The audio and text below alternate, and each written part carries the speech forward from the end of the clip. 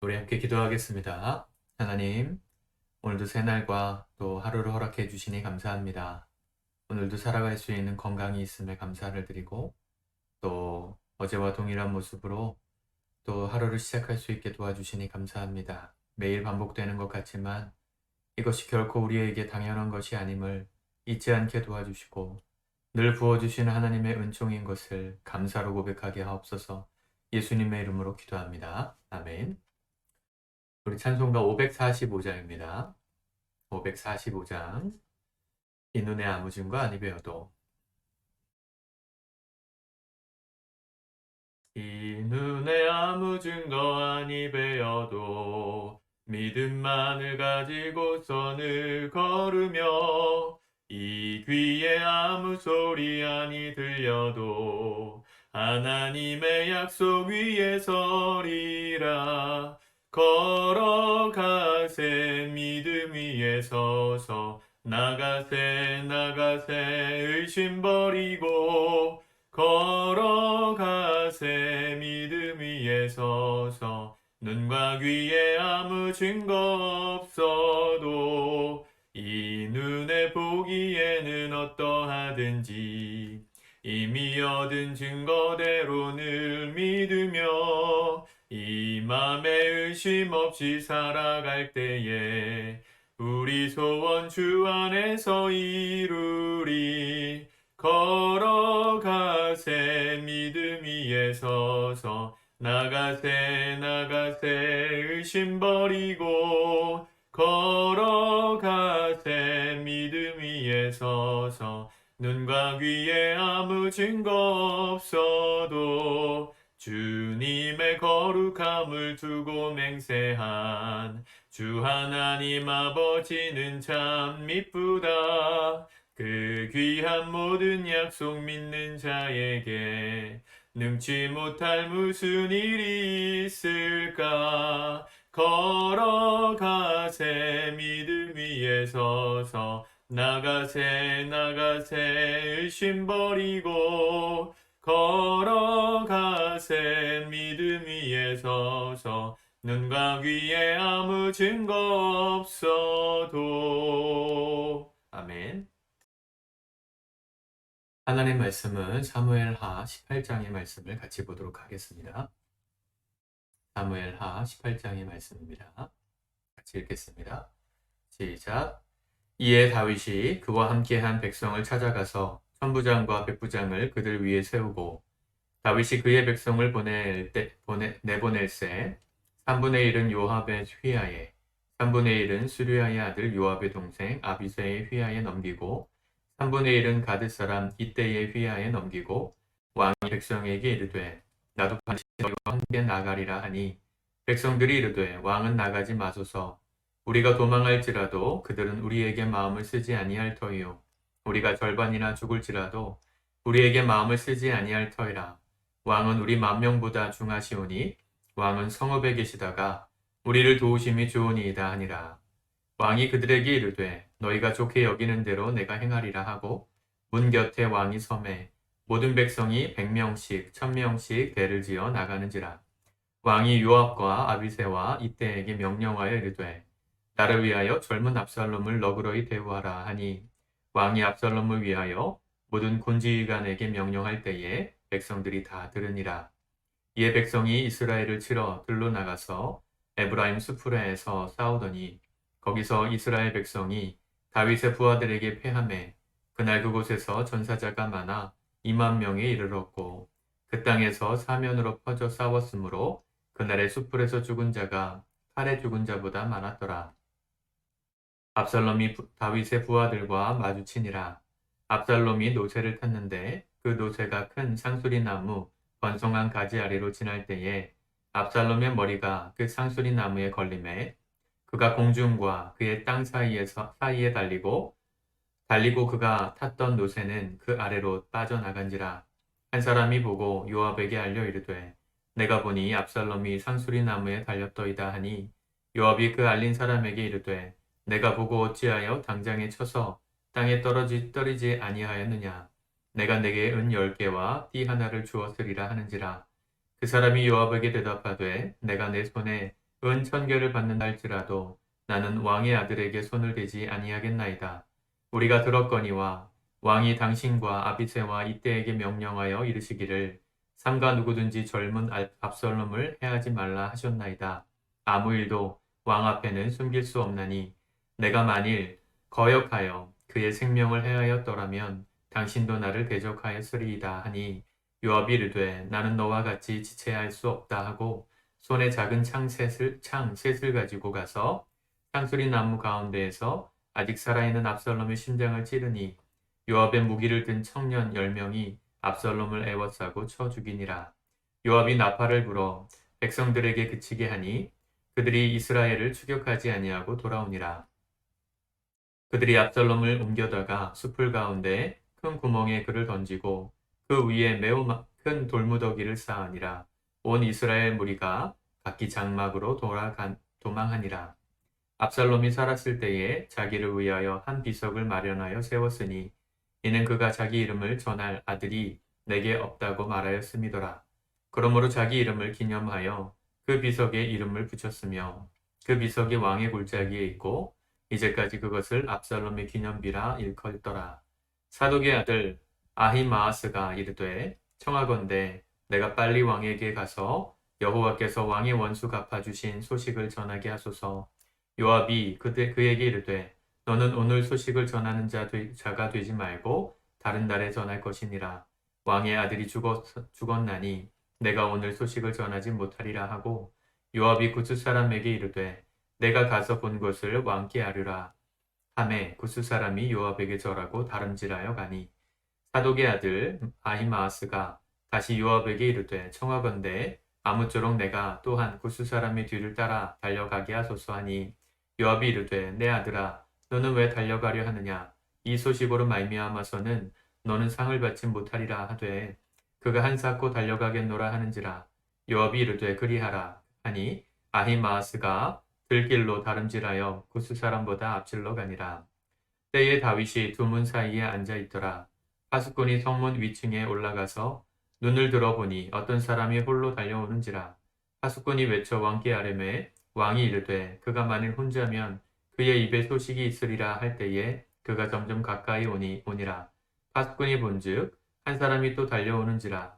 파수꾼이 문지기에게 외쳐 이르되 보라 한 사람이 또 혼자 달려온다 하니 왕이 이르되 그도 소식을 가져오느니라.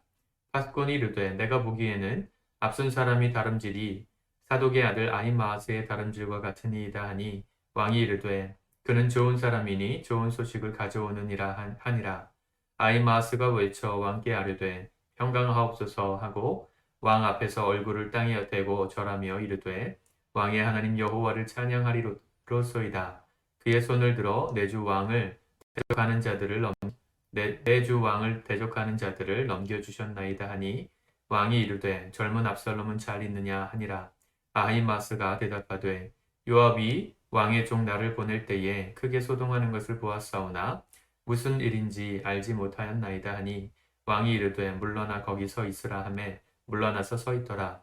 굿스 사람이 이르러 말하되 내 주 왕께 아릴 소식이 있나이다. 여호와께서 오늘 왕을 대적하던 모든 원수를 갚으셨나이다 하니 왕이 굿스 사람에게 묻되 젊은 압살롬은 잘 있느냐?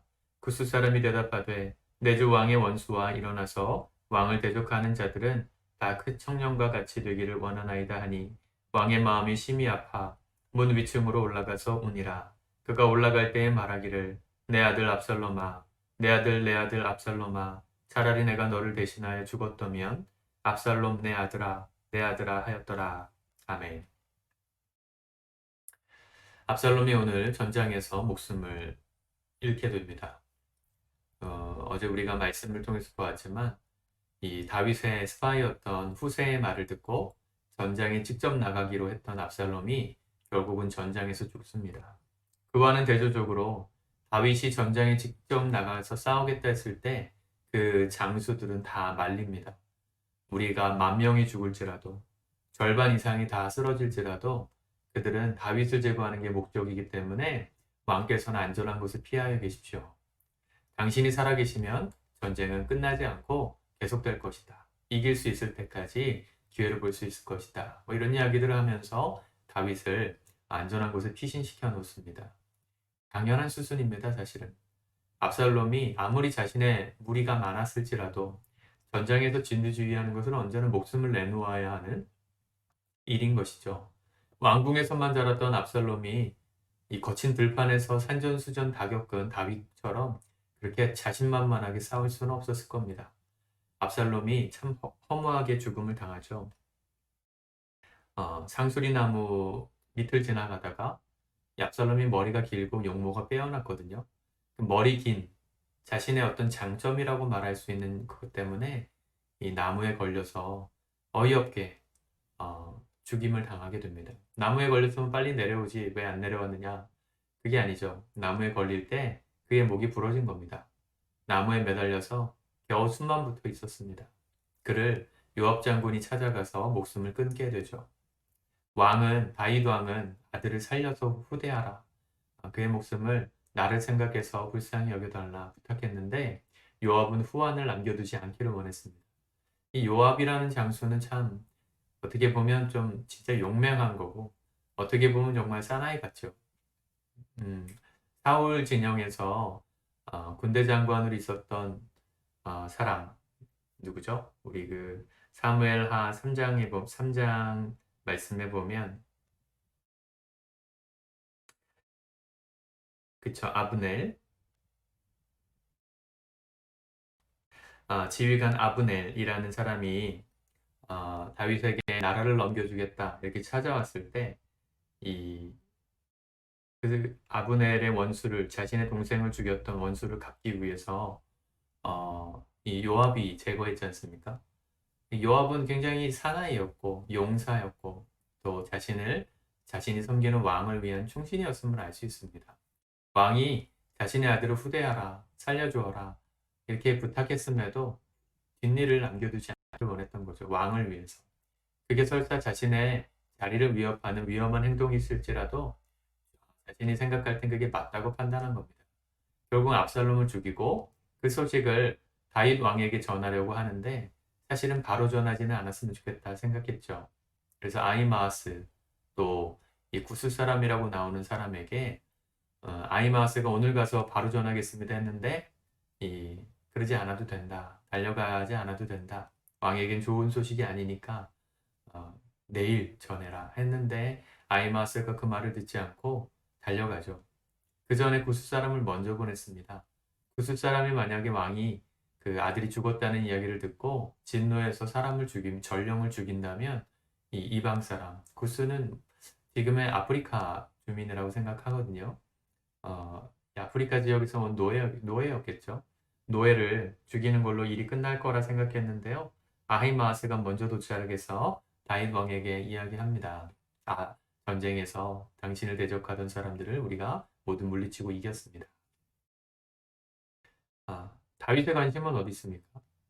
아들이 살아있는가? 그걸 묻고 있습니다. 아들이 살아있는가? 두 번이나 그렇게 묻죠?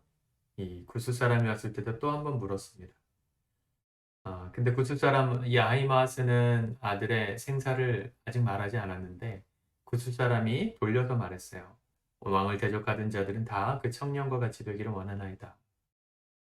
압살롬이 이 왕의 골짜기라는 곳에서 이 자신의 묘비를 미리 준비했던 묘비의 명대로 그 왕의 골짜기에서 죽었다. 이런 말씀이 오늘 기록되어져 있죠.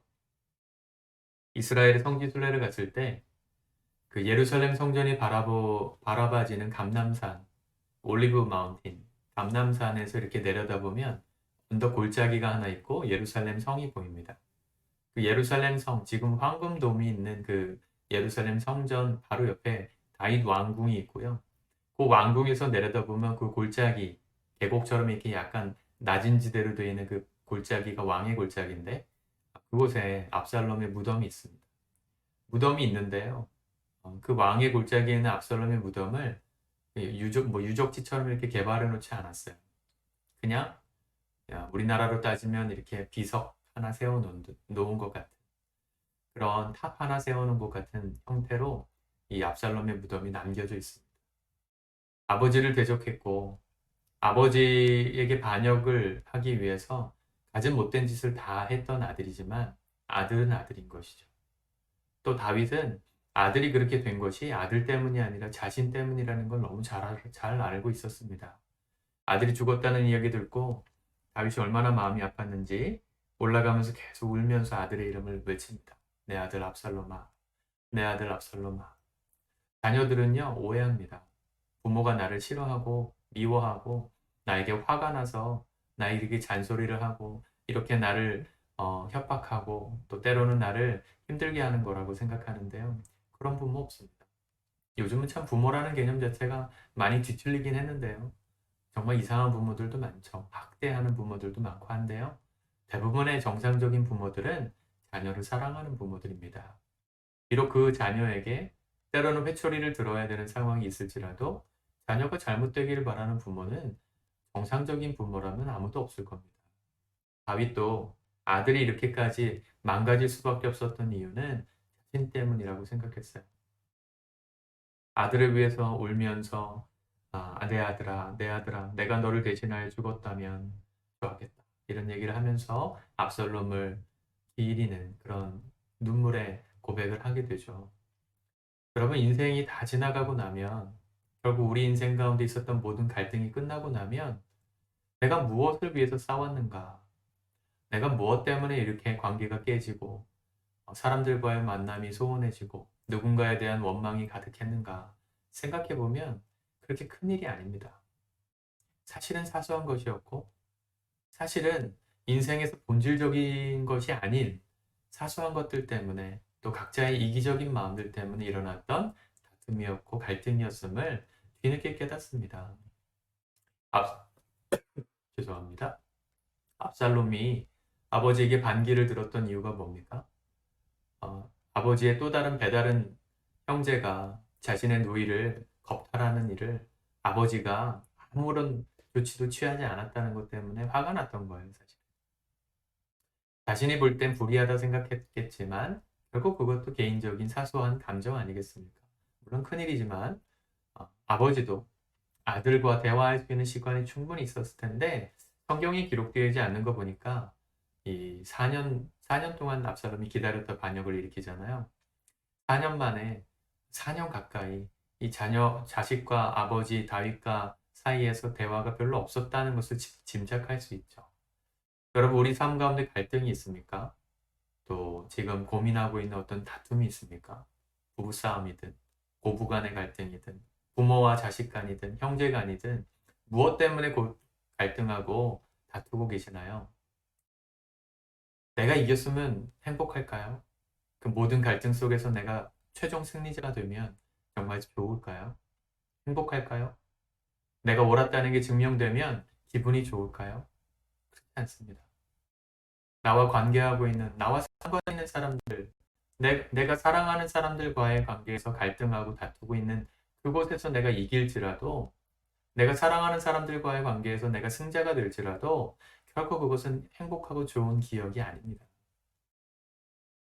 내가 이겼다고 해도 이렇게 오늘 다윗처럼 눈물로 이 상황을 슬퍼할 수밖에 없는 게 우리 삶 가운데 주어진 갈등들의 이유 아니겠어요? 여러분, 고집 부리지 않았으면 좋겠습니다. 쓸데없이 우리가 갈등으로 에너지를 소비하지 않았으면 좋겠습니다. 다툴 일이 전혀 없을 수는 없겠지만 오랫동안 싸우지 않았으면 좋겠습니다. 또 내가 맞다는 걸 증명하기 위해서 너무 고집 부리지 않았으면 좋겠습니다. 주님께서 원하시는 것은 화평케 하는 자가 되기를 원하세요. 예수님께서 팔복, 산상수훈에서 팔복의 말씀을 가장 먼저 말씀하셨죠. 8가지 복. 심령이 가난한 자는 복이 있나니 천국이 저희 것이며 하신 말씀 기억하십니까? 그 중에 화평케 하는 자는 복이 있다. 화평케 하다는 건 피스메이커, 메이킹 피스거든요. make a peace.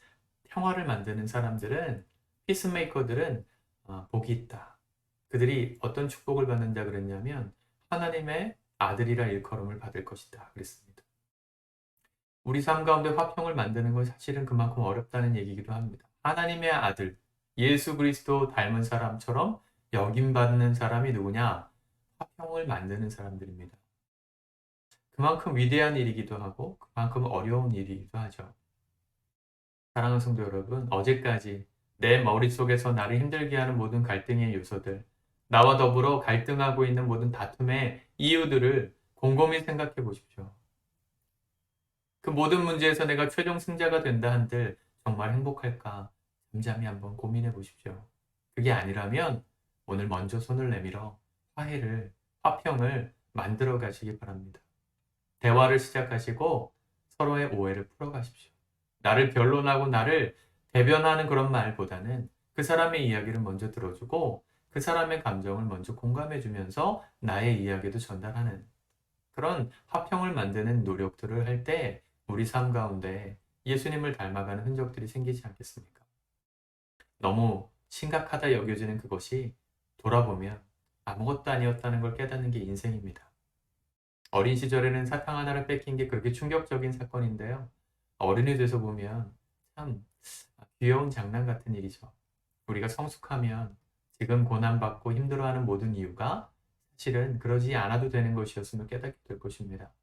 그러기 위해서 우리가 노력해야 됩니다. 하루하루 화평을 만들어가기 위해 힘쓸 때 우리의 삶에 하나님의 나라가 임하고 우리 마음을 통해서 하나님의 은혜가 흘러차고 넘쳐나는 정말 복된 인생을 살아가게 되리라 믿습니다. 오늘도 그런 하루를 사십시오. 우리가 그런 하루가 되기 위해서 기도하는 이 아침이 되기를 바랍니다. 기도하겠습니다. 하나님, 주의 말씀을 붙들고 또 하루를 시작합니다. 우리 삶을 괴롭히고 힘들게 하는 모든 순간들과 상황들로 인하여 우리가 너무 많이 고민하지 않게 해주시고 너무 많은 에너지를 쓰지 않도록 하나님, 우리의 삶에 곰곰이 돌아보면서 우리가 최종 승자가 될지라도 내 마음이 행복하지 않을 거라는 게 깨달아졌다면 하루라도 빨리 관계를 회복하고 화해를 청하고 주님의 화평을 만들어 나아가는 주님을 닮은 사람들로 우리가 살아갈 수 있게 도와주시옵소서. 우리 삶 가운데 하나님의 나라가 임하는 축복이 오늘 하루 가득하길 원하며 예수님의 이름으로 기도드립니다. 아멘. 오늘도 승리하시기 바랍니다.